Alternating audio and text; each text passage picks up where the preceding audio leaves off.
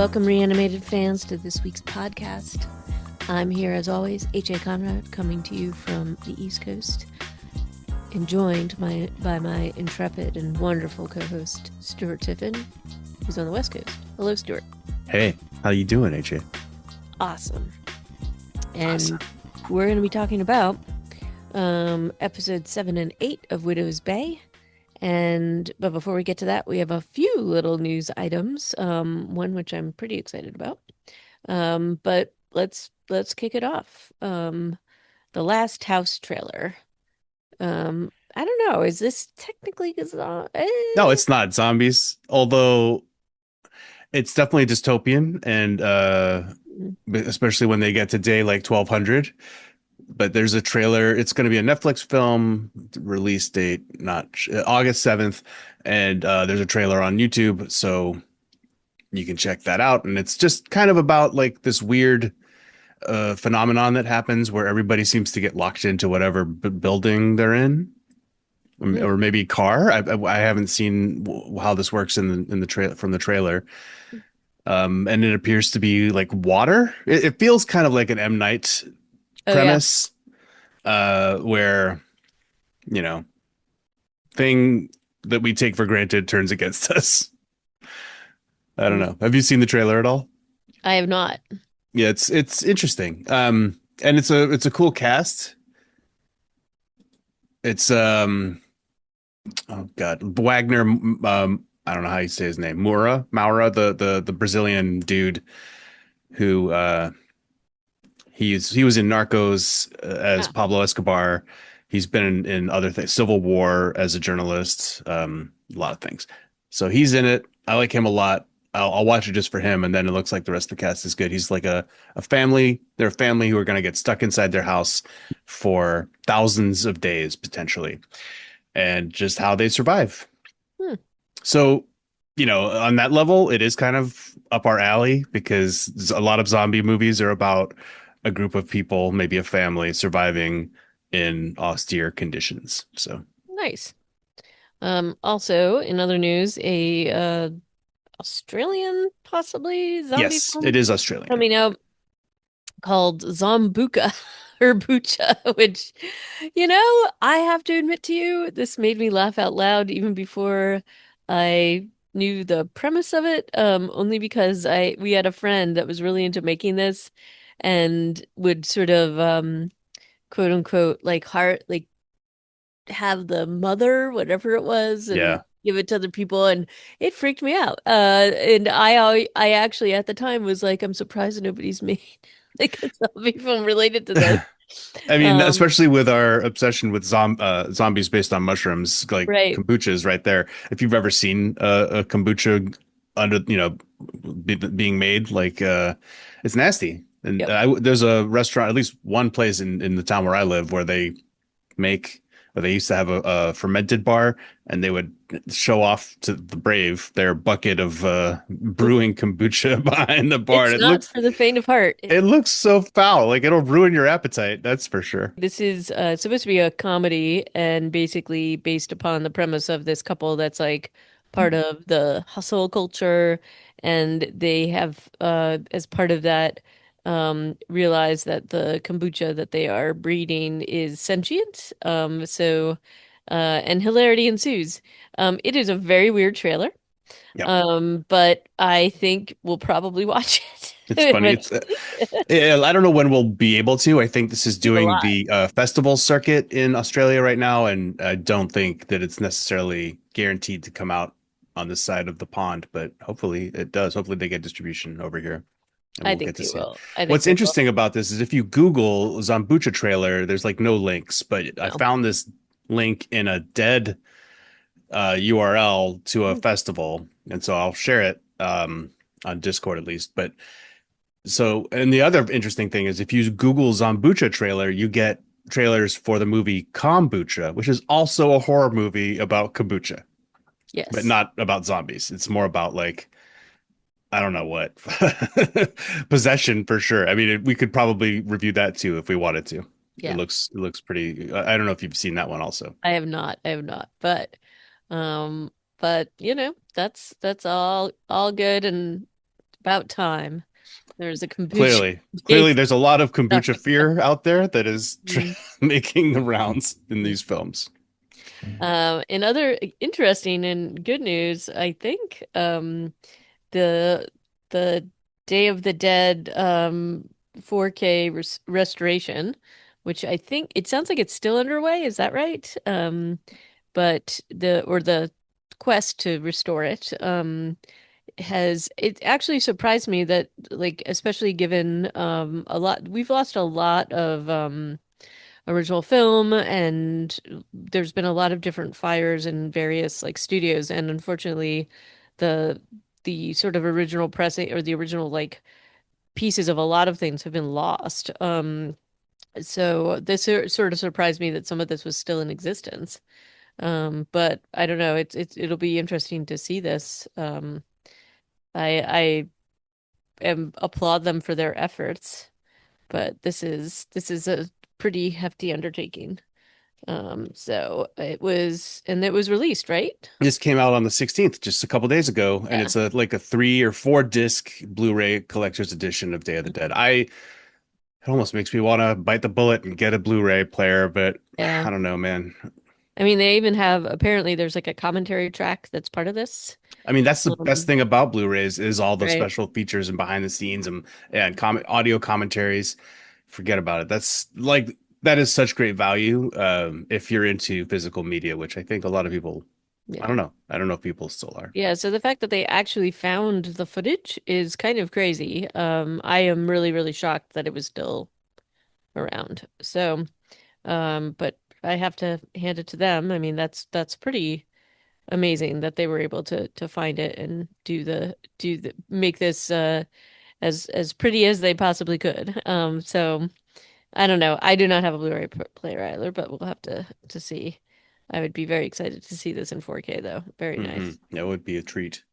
Um, Speaking of so treats, the final bit of news we have is an update from Robert Eggers' upcoming werewolf film, which yeah, I think was just a still shot that he has that's it. published. But still, pretty He's calling exciting. it the darkest thing he's ever written by far. I Yeah, feel like he's does a lot of dark stuff, so that's okay. yeah. Um, you know, so I'm excited to see that um this is coming to fruition. It worries me a little bit that there's just one image so far. So we'll see. We'll see what happens I mean, with it's it. coming out on Christmas Day, so I think they probably got the whole thing in the can. Oh gosh, I hope so. He really likes that holiday release time for sure. Yeah, Nosferatu was also a holiday release, wasn't it? Yep, yep. So so anyway, I'm very excited. I like having a horror film out on the holidays. It makes me happy. So stay tuned for that. And then I think we're ready to jump into our Widow's Bay episode 7 and 8. So we've Yes, got seasickness and your baggage, and seasickness is the sort of continuation, not sort of, the continuation of the story of the founder of the island, Richard Warren. well, yeah, it kind of combines the last 2 episodes that we saw before, Yep, like because it was the historical flashback episode and the mushroom trip episode. yep. And we So really it just kind of pick up all, with Tom passed out on the yeah, on the with his face on the toilet seat, and where he's apparently slept for like an entire day. yeah. Um, So I would feel so bad if I woke up in that yeah. situation. Yep. Um, and he's definitely trying to get his bearings, and he is a little shocked about the fact that that much time has passed. And also remember from his perspective, we don't know exactly what he saw, but it was quite um unnerving and terrifying. So he's got that going on too. So he immediately he's like talking like to who is he talking to on the phone? I forget. Sorry. We Um, don't really know, but it's either Patricia or Wick, and they're summoning him to the historical society. Where so I just this is want to like thematically, this episode they do such a good job of like in the during the trip episode, they did such a good job of letting us know how Patricia was feeling about Tom, how he was annoying, without us seeing a lot of the stuff that right. he did to annoy her. And in this episode, they do a great job of having her and Wick be like 20 pages ahead of Him. Tom, and with all of like their explanation of what they've done and when he reaches for the necklace, their reaction to that, and just all like Yes, these elements of this. And I know this is all like different directors and different it writers, and is, so it's but oh fantastic my the way goodness. the continuity that they're putting into this show, I think really is working for me when you watch it. Anyway, Yeah. that's kind of So my overwhelming overarching uh, observation. I think that these actors are amazing together. I think the script is amazing, the direction is amazing. I just love the heck out of the show. And I'm Bill, my husband, actually like um didn't watch a lot of this because it freaked him out, but I did force him to watch this part, and the whole scene between the three of them when Patricia and Wick are explaining what has happened is honestly just so well crafted and incredible. And Matthew Rhys's reactions Hmm. to their explanations are exactly what you would expect them to be because he's not been along for the ride, so to speak, at this point. Yeah, And but he's the most willing to believe crazy stuff that he's ever been at this point in right, his journey, right? So right, like if you put like day one Tom in this conversation, he would have like, scoffed and walked out or something. But right. oh no, Tom is here for it now. Right. So anyway, they are regaling him with the things that they've done, and it just keeps getting more and more intense and crazy. So they're like, oh, and Patricia's like very matter-of-factly being like, and Wick said we should, we figured out that there was this plague and that and Wick thought we should dig up Richard Warren. And Tom's facial expressions here are so good. They are just absolutely like, okay, trying to take it in, trying to, not react, but failing to do so as they get into the story.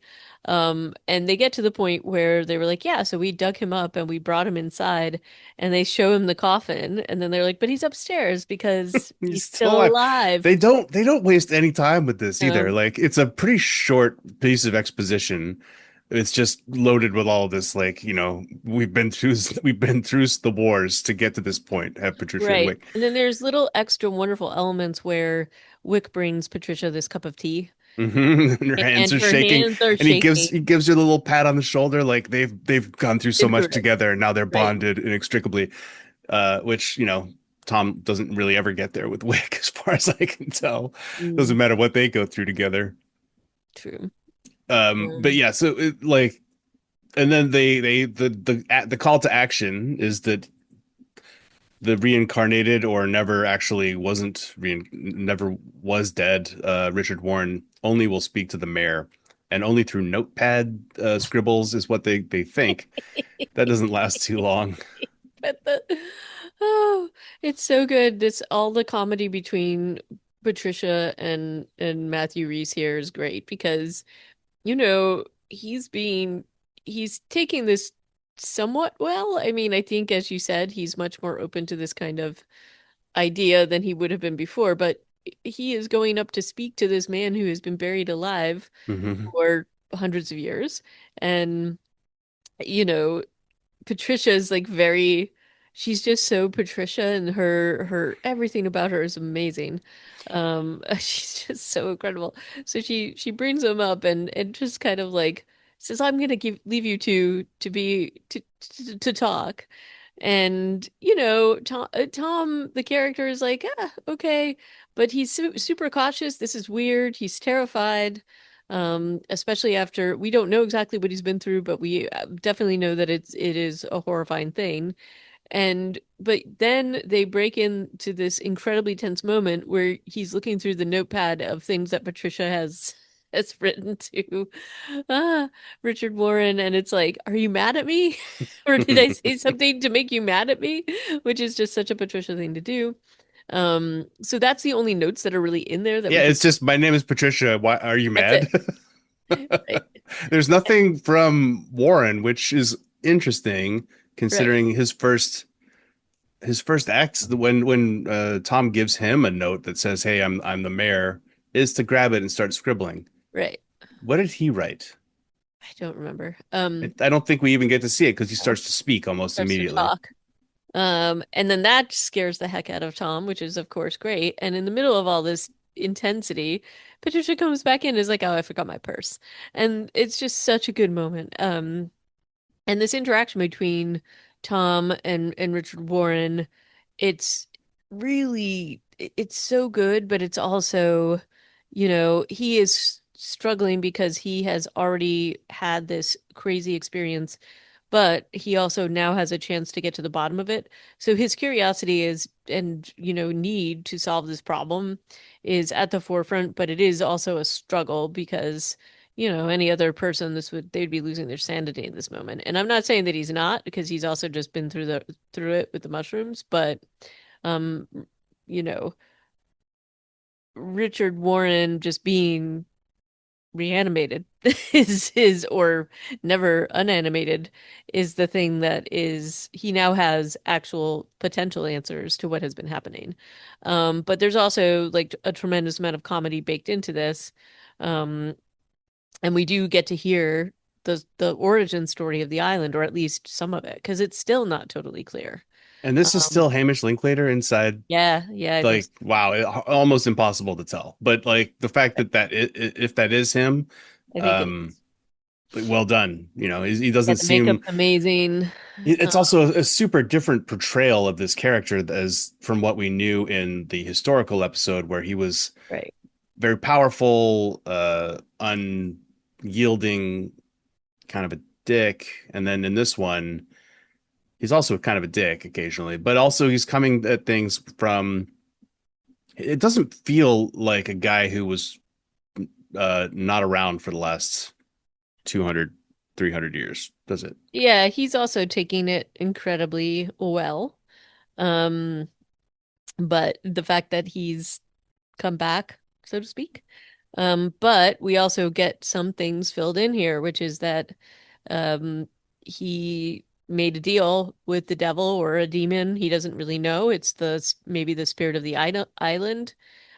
We get the answer that this is why people can't leave the island is because there's a covenant that he has agreed to, which is the little necklace that's around his neck, and then makes this comment that it was sealed with like his blood, feces, and semen. And then Tom's been holding this and then suddenly puts it down, which is like pretty amazing. But this is the first sort of direct answer that we've had, and it isn't even completely direct. Um, No, so it doesn't actually say what the deal is. It just says that right, how it was signed, and right. that it's like in this little scroll that's around his neck that apparently was unopenable except by himself, Right. uh, Richard Warren, and that when Stephen Root's character Wick tried to open it, we It hurt didn't him. see this happen, but he has a bandage on his hand that's related to. Right. So, why was this so important? This little scroll. Will it be important later? Because it does. It feels like once they explain it, then we don't really think Pieces, about it ever yeah. again. Like what was? It felt like there was so much being put on this little necklace, but is it important? We'll find out, I guess. He says to Tom that if they take him to the whatever line It's they're very in. selfless. What he says, go to the place where the sailors are scared to go, and I Right. should die, and then the Right. curse should be lifted. I feel like this is unexpectedly altruistic from this guy, but Well, it is at the moment. He wants yeah, obviously, to obviously, like throughout the episode, he gets cold feet and doesn't want to go through with it. But the fact that he comes up with this idea is is like, and he wow, didn't because this is the thing. He didn't have to say anything about it, right? yeah. He didn't have to tell Tom that he was the last. He didn't have to tell him that there was a solution. and especially when that solution is his demise. But he's also been locked in this box for hundreds of years and says that all he can see is his children dying, and that he's um, and he's pretty mad at Sarah. But how is she to know, really? Because he didn't really No, she exactly was tell there her. for 3 days and he never even spoke to her, as far as we can tell. Right, right. So, we've got him going from this upper room down to the downstairs room because he wants to see his children's things. We see some of the things we saw from the history episode, which It was seems like he must know that they're there. well, I mean, they brought him in initially downstairs, so maybe he knows because Maybe. so it feels like maybe he was too upset to look at them before. Also, it's Um, kind of cool that the historical society is his old house. Like, is that cool? Maybe it's not cool because also people were fully murdered in that house. right. But the for whatever reason, and I'm sure just like for set convenience, they made Richard Warren's old home into the museum for the town. Um, so, he sees um some of the things that belong to his children, most notably the doll that his daughter had had. Um, and then he tries to destroy the figure of Sarah. With Um, Patricia's commentary in the yeah, background, when sad. at first when he's just cupping her head or face, she's like, "Oh, it's so sad," and And then he like yeah. tries to take it out, and Tom kind of intervenes, but Patricia's face is like she's like, "Oh, okay, I see how it is now." Um, And so, Tom shares the plan with Wick, and Wick's like, I'm not bringing that guy out on my boat. He does not want to have anything to do with this at first. And then Tom convinces him, but only with the caveat that Richard Warren has to be back in the coffin. And Tom having to tell Richard Warren this is so funny in a really strange way because it's like the guy's been in that coffin for hundreds of years and you're trying to tell the dude he's got to get back in the box. And, Tom's trying to be reasonable with both broker a deal between both Wick and Richard Warren. And, I guess you would ask that why wouldn't Tom just take him out? But he's not really a seafaring person. He's not really a boat person. So a little bit of a Jaws Chief Brody vibe there. Hmm. Definitely a bit of a Quint Brody Hooper thing going on. Well, Wick is Um, for sure like in his not liking this plan is like, look, it is super dangerous to go out on the water at any time, let alone at night. right. And when the island's waking up, it's a Worse. bad It's idea. it's very risky. The my favorite part of this sequence though is Sheriff Bashir shows up and Patricia Oh, I tells know. Tom like, "Oh, right, somebody might have called the police because of the screaming," which we haven't seen or heard. And so it's another just nice reference to what was going on here before Tom showed up, But which was apparent. it's her Yeah. screaming Yeah. specifically, which she's just like, okay, I'll take care of this. And her And confidence in saying that line and her look at Tom just like, I've got this. And then she like we think she has a plan, not but she really. so clearly does not have a plan. And her execution of her non-plan Is amazing. is just a fantastic series of things that she decides to do with her fake laughing, trying to laugh it off, like, oh, silly Patricia, once again, I gotta, okay, let's all go home, to But then grabbing him and saying, come on, let's go, and then stealing his car. right. But also remember, he's just had this interaction with Patricia. Like, Hmm. he is She's he's basically his person of interest for the right. island at this point. Yes, generally he's like Patricia's got a lot going on. And so in this case, she steals his truck and you've got Wick and um Tom looking out there in just disbelief, but also like a little bit of like, okay, I guess we just gotta go now. And Wick's like, we gotta go. And Tom's a little concerned, but then they keep executing their plan. Um, so the next part of this episode is the part that I think is really interesting and fu also funny, but also scary. And there is a lot going on here, both revelations from Wick, but also um, you know, it's such a evolution from what the presentation of Wick is or what you get from Wick from the beginning to now. I mean, I think there's been a lot more confidence that you have in Wick's knowledge of the island. Um, though I think some of it is also, and now he has even more knowledge just because of what he and Patricia have been doing, although you don't get totally to like all depths of that. And even Tom's perception of him has changed, but not enough here to fully understand that he needs to do what Wick is telling him to do. So Wick's sort of and then we understand why Wick has some of this knowledge or why he's so cautious and takes everything that's happening with the island seriously, especially now that it's quote unquote waking up. So whatever cycles this island's going through, Wick's seen it and also understands not to underestimate it. And he also has he clocks human behavior and sort of like general, you know, like his sort of tenets that he lives by are things that are or like his rules are things that probably shouldn't be broken for the most part. So I really loved the tension between him and Tom here, where Tom actually kind of like not even kind of he completely you see it a little bit because he thinks Wick is being ridiculous to have the rev sorry to have Warren in the box, but goes along with it because that's the only way Wick's going to do it. And then has other things where he just does his own thing and doesn't fully, and it's Wick who's correct all the time.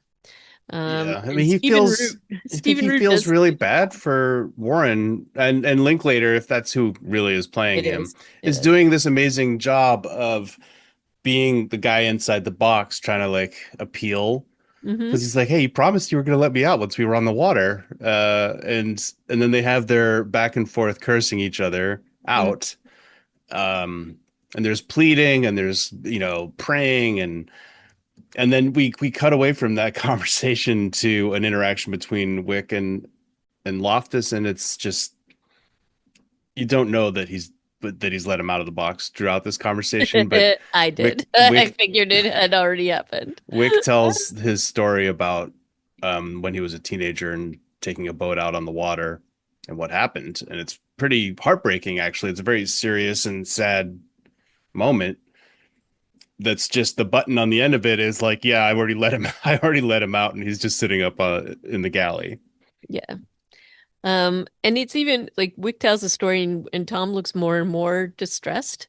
But there's also, we saw Wick at the beginning. Like so the sort of complete turnaround that happens here from when Tom thinks Wick's just being drunk and being unreasonable and Wick's mad because Tom is mayor.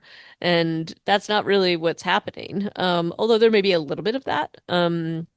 Going on, but Wick feels generally like Tom doesn't take everything seriously and he really needs to listen to him. And this is just a bit of another example of that and where Tom disappoints him in what he does. And the comedic break-ins here um with the Richard Warren in the box and you can totally understand why Tom did it and it seems likely that he would do it, but it really is the relationship between Wick and Tom that is really incredible here. So there's also they go back to their Jaws theme for sure. There's just all the visuals are here, including Tom wearing the life preserver like he is. And um and definitely Wick's the way he's like holding the steering of the boat, the light. You've got very much the Indianapolis speech with the light going back and forth. That's like all very Jaws coded. So I kind of enjoyed that myself. So My um, favorite part of this whole sequence was when they pass some threshold and the boat gets bumped by an unknown presence, maybe this Kraken that Wick was that Wick talking about. has encountered. Yep. That knocks the dinghy off the back of the boat, and it's Tom Loftus. Well, really, it's Matthew Reese's physical performance of his getting knocked out of his seat. it's so slapstick and hilarious in the middle of like this scary moment, and it's honestly it's got like Widow's Bay DNA throughout it, but it just like for me it solidifies and cements my love for this show. The fact that they can do something so goofy and some physical Right, comedy in the middle of like a the Kraken's attacking scene, right. and I'm just like, oh my God, I love this show, and Um, I don't know these if you saw the interview that Matthew Reese gave about this very specific scene, no, I haven't. but so apparently it was on hydraulics and it caught him a little bit off guard. I mean, maybe that's why it's Which so is a funny. little bit why it's so funny, but he didn't break. And he was apparently this whole like he apparently is really into boats and has a boat that he bought and refurbished, but he said he underestimated his family's interest in boating around Hudson Bay and everything because it's pretty actually it's actually pretty treacherous just because of all the how busy that particular waterway is. I'll bet. So I guess he's selling his little renovated boat or refurbished boat. But for this particular, and he was upset that for a lot of these scenes they were actually on set and doing this hydraulics thing, and this totally he admitted that this totally caught him off guard, and he was like in pain physically for a lot of Oh time no. after these scenes because it was like jostling him around a lot. So, but anyway, it's really great. This is amazing. It is really great. And but this also leads us up to when Richard Warren kind of has a change of heart. He's been Mhm. eating cocktail weenies and in a way that makes Matthew Reese or Tom Loftus physically ill because he's just like hoovering down these cans of meat and it sounds disgusting and he looks like a mummy and it's all bad, right? And but then as he like gets a little food in him, they get close to the edge. He's talking about will he what are his last thoughts and words going to be? Will they be of his children? Will it be asking God to let him live? And Matthew Reese, Tom Loftus and Wick exchange a glance because this is exactly what Wick was afraid of. He's like, look, don't trust a man who can see his death coming. He's not going to. This is why we want to keep him in the coffin, etc. And it goes quite predictably. Like, okay, now he's going to start beating up the two guys. There's a beautiful bit of horror genre here where Loftus goes outside to get the harpoon while Wick is Yep. fighting Warren. Looks inside, sees it's gone quiet and dark inside the cabin, and looks in, does that double peek. And one moment you can see the guy, he's like for some reason steering the boat, and then the next one he's gone. I Yep. loved the way that that was put together too. It's really well done. And the choreography here is amazing. They do a really great job. It feels very quick and harsh and terrifying.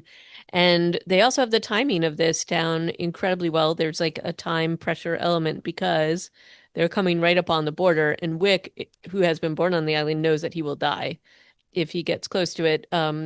And also says that the island is going to be acting up because they're doing this. And that's what he thinks the Kraken is. And that also could be why Richard Warren is being much more feisty because he says he made a deal with the demon and that it's possessing him. And so maybe that's part of this too. Maybe it isn't the actual Richard Warren that's acting up here. But the whole plan was that Tom was supposed to take the dinghy with Richard Warren to go past the line. And Wick makes this crack that they'll do it 2 minutes out. And Tom is like, is that going to be enough time? And he's like, you can't row more than 2 minutes by yourself. That's very It's like a typical real Wick to Loftus the right. discourse though. Though I will also say the ocean is pretty choppy. It is hard. It is really hard to row a boat, regardless, even if Hmm. it's That's calm. not a So big boat. The it's dinghy is not, really but little. still. And again, whatever's going on with the Richard Warren, he's not a willing participant anymore. But the whole timing of this is amazing. Tom's quick thinking, he basically shoves Wick out, then throws a life, gives him a life preserver, shoves him out, and then gets Richard across the finish line. And it's really amazing how quickly everything calms down after that happens. But there's also the very much Jaws in that he has to find Wick again. And um did you think so had a moment when Wick got, he there's a little bit of jump scare because he gets Wick. We think it's probably lost, and Wick drags himself back onto the boat. And I had a moment where I thought that this wasn't Wick, maybe. Yeah, I had a flash of that, but as soon as he starts criticizing Loftus, Yeah. I'm like, no, that's him. Right? But then he does kind of say, "You did a good job," which is the first time you've ever gotten that admission out of him. Yeah, but he Um, he has to acknowledge that Loftus basically saved his life. I mean, he was ready to, as he has been throughout this whole series, Sacrifice ready himself. to sacrifice himself for the cause. But Loftus, quick thinking ish, saves his life, and he also knew that he wasn't going to be killed off screen. So yeah, when Loftus is like, "Where are you, Wick? Where are you?" and looking around and doesn't see him, and you're Right. like, "He's gonna be fine." They're just for whatever reason not letting you just. I don't know why they couldn't just have him floating in the water and Right. get fished out, but maybe it was some limitation they had on set. It could be. But in the whole joke between them where Wick is like, "Did you look? Is he gone?" He's like, "Yes, it's just Ash and cocktail weenies in there." Yeah, that It's was like, funny. But that's when they're just celebrating their victory. And the other thing that's been going on before the end of this episode, which comes right up, is yep. that Patricia has been sniveling and crying in the back of Bashir's police cruiser Mhm. because she thinks he's taking her to jail, but really he's just taking her home. And the reason is that he doesn't want to have to sit in his office and listen to her crying, is the reason he gives Right. her anyway. Really, he's just got a soft spot for Patricia, I feel like. He And does. he eventually is like, "Look, you got to tell me what's going on." And she's like, "No, they told me not to start a panic," which is what a great thing to say to a cop, Right. especially Bashir. Then like off camera, she tells him everything in theory, and but Yeah. so she gets to the end of her retelling during the scenes with on the boat, and he clearly doesn't believe her.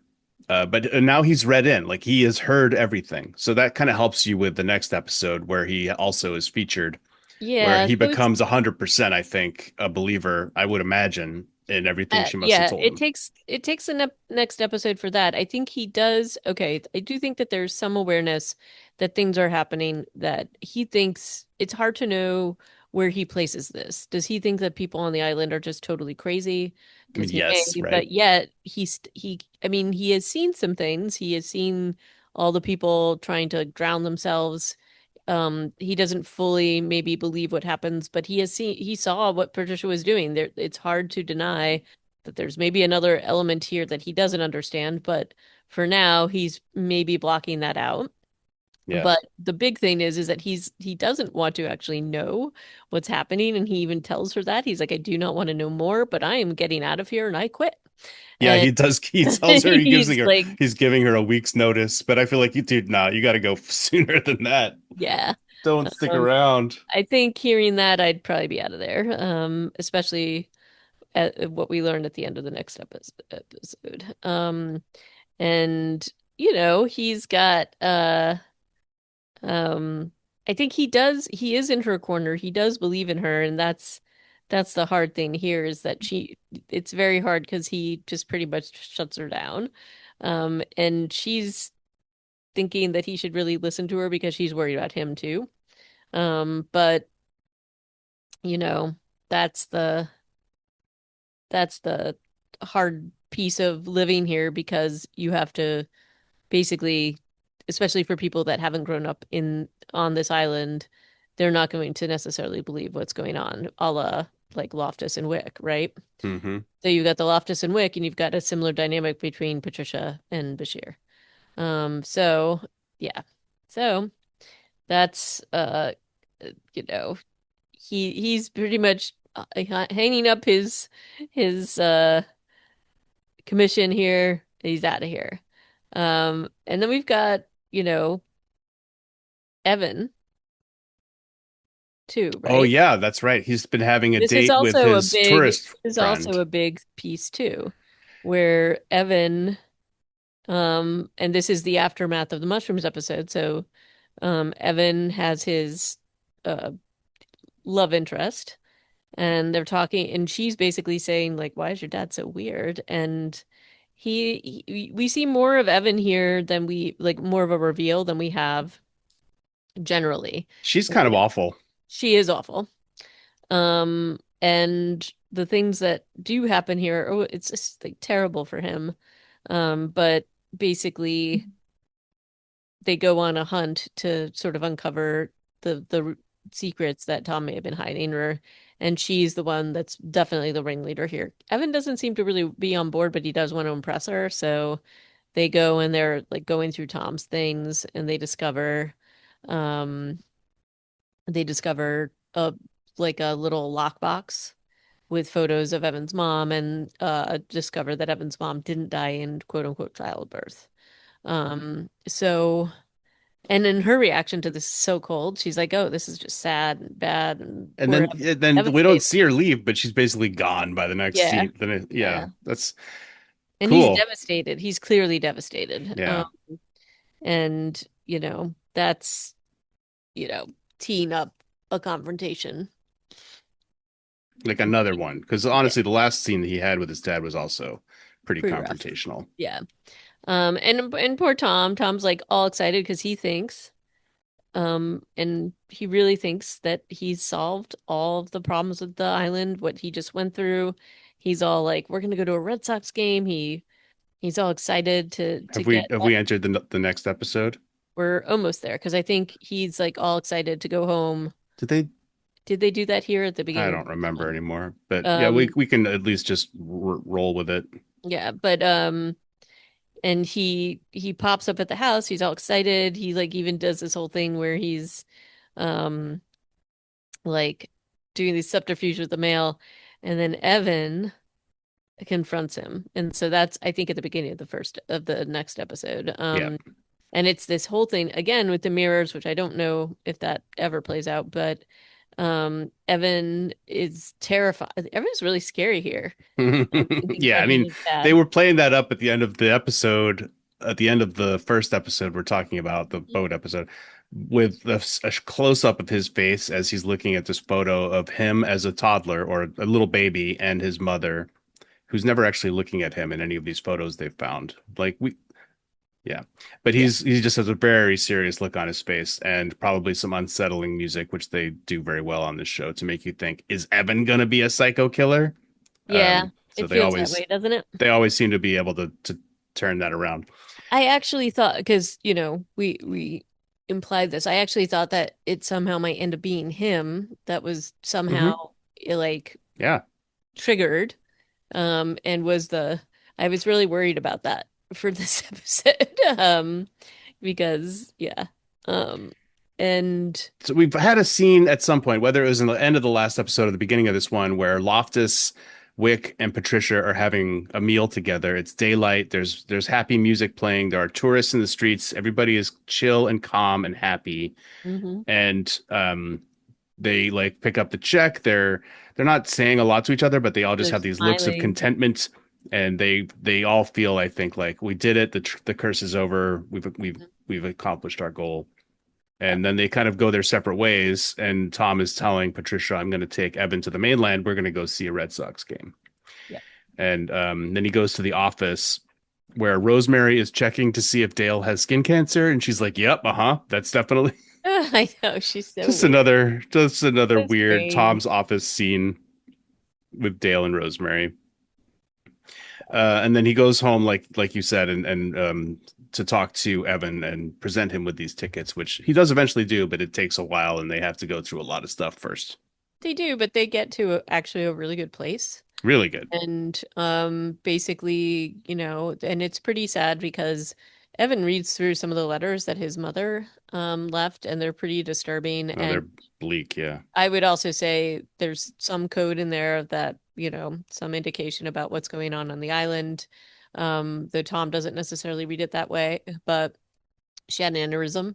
And And it she'd seems had a stroke. I think the aneurysm is what kills her, is what kills how he her. says Yep. it.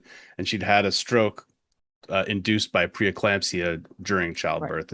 Is like the medical Right. description of what But what he happened to her. doesn't But say it's because they were leaving the island because he yeah, doesn't really want to. And then and he still doesn't really answer that question No. because at this point he thinks I've solved it, like the curse is over. Now I just have to get to a good place with Evan because things Right. have been really bad lately. And so Evans, at the end of this, really, he's read through these letters. They're pretty disturbing. And he's like, and you won't even let me leave the island. But Tom now has a solution. So he doesn't necessarily have to address everything that he's been through, but he says, no, we can. We're going to go. We're going to go to the Red Sox game and we can even look at colleges. And there's this really good moment between them, and it feels actually pretty healing. So that actually is super positive. But then it immediately jumps into the old house that the boogeyman is supposedly locked up in that Evan opened up.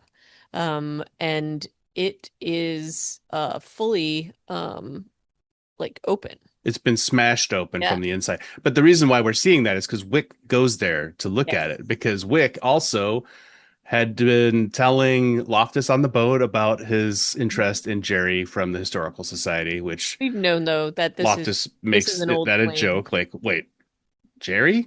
Jerry O'Doyle? Yeah. Yeah. So he has gone there to like show her a photo and tell her that he still loves her, presumably. Doesn't actually get to do it because her husband comes in. Well, he also hasn't told her what he really needs to is that he was responsible for her brother's death or who he was there and knew more about it. I don't think she knows that part. I see. And I think he was going to confess to her, but then is not able to do it. And then it's this horrible thing because her husband totally calls him out and is like, oh, it's your old sweetheart Wick. And then he makes up some lame excuse like, oh, I gotta keep giving away photos I've found and just kind of goes out of Yeah. there. But But on before his he way out, does, sees the murder mask, which is in the it's a yeah. exhibit was an exhibit at the Historical Society. They've kept the murder mask of their serial Okay. killer, who Can was we talk about only how just killed in the 90s, but he's right? somehow Can we talk about how weird that is also that yeah, they have that in there? But that's pretty anyway, weird. and Jerry's husband is like, oh, it's just some crazy kids, and Wick is immediately his antenna are up, Yeah, yeah. and so he goes by the house and Because they were just there the last yeah, night. Like, yeah. yeah. Um, and maybe there's a little piece of him that's like, oh, maybe this happened while we were doing this, but he's going to get down to the bottom of it. But his first thought when he sees this is Patricia. Yeah, Um, that's so sweet. yep, Obviously, yeah, a nice trend here of Wick really looking out for and right. yeah, taking care of Patricia. But we this is an amazing episode. This is a Yes, it is. fantastically amazing episode, Yeah. and it all kind of starts here when we start to do things from Patricia's perspective. Yep. I'd like to just pay some attention to the soundtrack. They decided to use Enya for this, which I'm like Yes. 100% yes, please, more, more. And then it Yep. comes back later with a montage that I absolutely loved. Yes. And what she's wearing in this set of Oh, scenes, it's really great. these are Uh, like Ugg Final legging Girl, shoes. 90s homage, like Halloween, everything's mixed in here. And even what they're doing with how they're filming this, they're doing the exact thing, the whole um person observing from the outside, which is really like they don't start it out that way, but it gets there. It has that real like gritty kind of like 70s look. And and then there's also, but again, it's like stressful because you feel like somebody's watching her from outside the house. But it's also very funny because it's Patricia who's gotten the wrong order. hmm And it's like this disgusting thing that she's all like cute and about to eat her dinner and she's all satisfied and excited to eat it. And it's just disgusting. And she calls, and even when she calls to tell them it's the wrong order, she's like, I don't want to get anybody in trouble. I just want them to know about it or something like that. And And the it's mailbox really is full good. anyway, so she can't Yep. even Yep. get that But satisfaction. she's wearing this like lawn t-shirt. She's got the weird it's like they're slipper socks, I think, that she's wearing. Yeah, but I like don't with Uggs on the yeah, bottom, yeah, like so you can yeah. wear them outside. I don't know. It's just an interest. It's a very active wear sleep outfit. Right. You could imagine this is her pajamas. Right. And they've got her just kind of going through the house. It's really stressful the way they do this because you feel like she's being observed. Well, she's Um, also yeah, she's in this old house. She's by herself. We know what's happening yes. because Wick has seen the murder mask is Right. missing. So of course we all know what's going on. It's just like Halloween when we know that the guy has escaped from the mental Yep. institution. and we know that he's going home or he's going back to the house where he did his first murder. Yeah. We don't, and we know that she escaped. Well, we assume that she escaped from him the last time the boogeyman was Right. free. So we all know from her interactions with her friends that she hid under the bed and that he was there at her house. And so that may be why Wick's so scared, is that maybe she was like the last person, Yeah. and that he had tried to get and didn't successfully get her. And so it's really scary. And the sort of the things that happen, like her paddy wagon, the alarm goes off and she goes out to check it out. And there's this really, it's so, again, really well done, very much coded in the way that these slasher films are, in that she goes to check things out and it's a little freaky, but she doesn't, she's like, okay, and closes the door. Yeah. And She closes the door to her house on the way out, yep. And then and she on can the way go back back and the in door's open. Yeah. is open, but she doesn't Yeah. notice. And even when this happens, I admit I was like, ah, like I knew it was Well, going to happen, but it's like still scary. And the guy comes out and he's massive. And she does this great thing. Like she shows this final girl competence here, Mhm, where she goes back into the house, she's turning lights out, she mhm. goes upstairs, she's gonna go into her room, but then she sees a door cracked Yep. open, Yep. pauses by it. You hear one breath, which is Yep. pretty hard to hear, frankly. You And then hear it she's just like, nope, and pieces out. out, grabbing her amazing Taser. taser that has to be plugged into the wall on her way out of the house. It has 2% battery. And then like, yeah, just leaves the door open, just go stand across the street from her house in the street, Right. listening to the coyotes. And then there's a great jump scare here. I jumped twice because I've Yep. watched this episode twice and I jumped both times, which I was Same. like, way to Same. go, me. When he comes, all he does is walk out of her house, but you're like, ah, he's actually there. It Yep. was fantastic. And then this incredible slow motion chase goes on for like a lot of Right. the episode.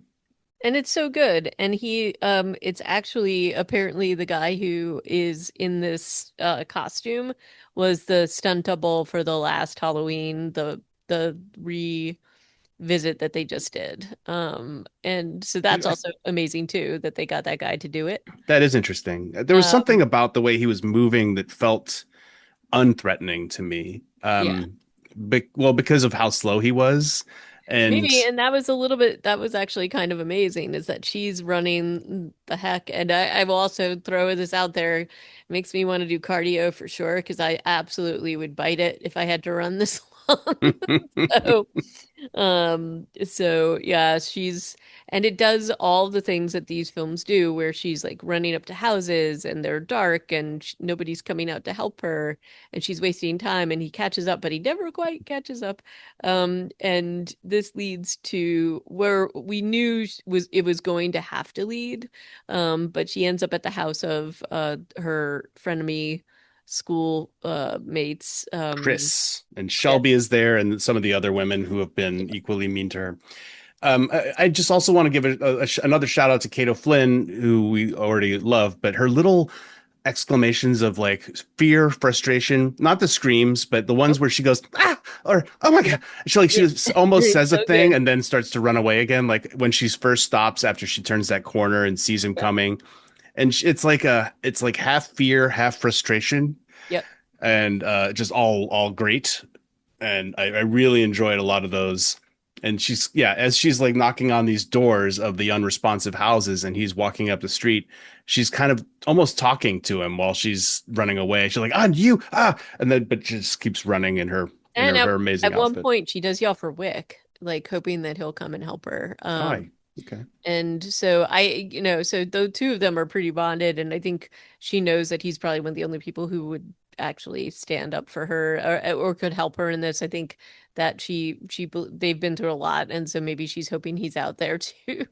But yeah, and the scene where this is just the most amazing scene where she goes to Chris's house, and this is the group of people that almost drowned in the lake, and she's there trying to convince them, and they've already said that they didn't believe her. And who's the really mean girl? Is that Chris? Chris. Yeah. Chris is the really mean girl, and basically calls her out on this in the middle of this crisis. And it's such an interesting thing because from their perspective, if they think she's a liar, this is just her getting attention. And that's kind of what Chris is saying. Yeah. But we all know that it's not that. And so from Patricia's perspective, she's like, I just can't. And it culminates in her tasing Chris, which is awesome. Well, And because she is being horrible. Also, yes, she's managed to get Patricia everybody to gets admit her. that she didn't get Yeah. any phone calls, so that she feels vindicated, and she's like, "Well, I don't have to believe literally anything else that you say, Patricia." Because Patricia's like, "Look, fine, okay, I didn't get phone calls, but he did come to my house." And at Yeah. that point, Chris is like, "Okay, go bye bye," Yep. and being like granted, Patricia has entered a home where she wasn't invited. Like she's breaking all kinds of social contracts. Hmm. However, it's a horror film, so we get to be pretty excited when she also tases Yes. Chris, and she pronounces, "Come on, she's the worst." Yep. And she just does not even care at that No, point. I think she still does, but so she races back outside.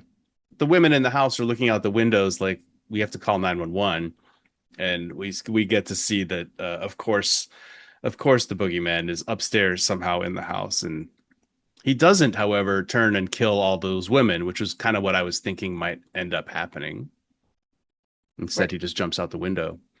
Well, because she is his focus. And so Yeah, that but it um it I would have been acceptable horror trope thing for those women to all just get killed right. by the axe I murderer. was actually hoping that they had pushed her out the window, but it's not. He just jumps out because he sees Patricia out there. So we don't know really what happens to them or if anything, I think they're but fine. I they think seem to be fine and still not believing her because they seem to yeah. not see it. Well, So, and like it's pretty close to their house where she gets tripped by the cord of her taser, and he catches up and is about to kill her when he gets hit by, I think, the ambulance that they had called to come and get Chris, right, but which would have been an extremely fast reaction time for the ambulance to get there. It was right. a minute after she tased her. I think you have to suspend disbelief a little bit A here, little bit. Yeah. but it's an incredibly like upsetting scene. We all and here's the other thing. Like Oh, to Trish, me, it was a funny scene. What oh, it's happens so to the funny. EMT? But Patricia's like she knows everything and she's just like, let me get in and run him over I again. got, give me your And keys. I gotta run so him great. over. Fantastic, fantastic Uh, stuff. I don't know what these EMTs are wearing. These like, I don't know. They have these weird frock gown things on. yeah. I don't know. Um, It seemed like straight out of the 50s. I don't oh know. yeah, it's very odd. Maybe that's by design. Um, But later we see that same EMT, the one who survives, and they mhm. exchange a Look, nod of like appreciation. So her actions don't go without notice, I guess. yeah, So wait, so she didn't manage to convince book club, but she's convinced other people, important people on the island by the yeah, end of this episode. But and right. that's good for Patricia. But absolutely the best scene in this entire episode is And she gets to the gas the station. penultimate. Well, there's so many good scenes, but the scene where she gets to the gas station, we've got the gas attendant who, and what's really great is that this guy was in it in the mushrooms episode in Yeah. the What to Expect on Your Trip, cleaning up all of Tom's nonsense. Like he's seen his fair share of ridiculousness, and then you've got the sheriff and they both watch her and she comes in and the best is she's like 20 on pump 3 or whatever it is and goes out again and they're watching her and they can't see what's coming at her at first and then when they finally do and there's like a call to action, she's taking care of business and she's being stopped from taking care of business and the sheriff is finally like in it for good. Like there's no turning back after this. And even with the tase and she sets the guy on fire and um he's still coming and uh the sheriff takes him out. Or no, the sheriff almost gets taken out and then Patricia does the whole final girl thing. But she rescues the gas station attendant, Uh, of sort of. he Um gets thrown into the he woods. I gets don't know thrown if in he there. survived. I don't know, hard to know. But anyway, she definitely saves the sheriff. And this is the And best. This is so great because this this is this such a this trope. these scenes are just like a love letter to Patricia, I Yes, feel like, yes. because the Enya starts to come up again, and Yep. she's just holding the shotgun. with pure focus. Meanwhile, the audience were focused entirely on her.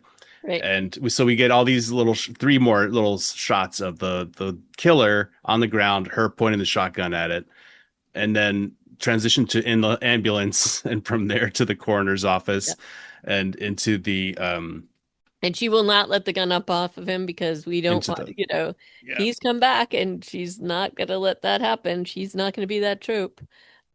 She So finds that little question. She asks the guy who's operating the crematorium, oh like, my and gosh, is is there there an another exit? exit from there? And he And says, he no, goes, so thank you. She's just okay, thank you so much. thank you so much. Yeah, it's so good. And then this she finally takes care of all of that. She's satisfied. He's been burned to like there's ashes left. And then she goes and talks to, and this is like there's silliness in this episode, but there's also seriousness. And so she goes to see how the sheriff is doing and recovering and sees that his wife is pregnant and then completely gets incredibly serious. And he's on all morphine and stuff like that. So he's all jokey with her. Yeah. And she's like, no, no, you need to listen to me and you need to get out now. And there's also the question, does Tom know about this, that his wife is expecting? And a really funny thing that she says, which is like so like she's like, but she's in her 40s. It's like, oh no. Well, I feel like maybe there's something to that. It does feel like one of the like we had those questions in the first couple episodes. Is there a weird thing about age on this island? It does it do things? Oh, Um, I think it was more that she didn't think she was expecting yeah. because she was like older. And, the sheriff is like, you know, talking her saying like, "Oh shit, those are fighting words." But he's kind of kept the fact that his wife, Shell, has been he's kept this under wraps.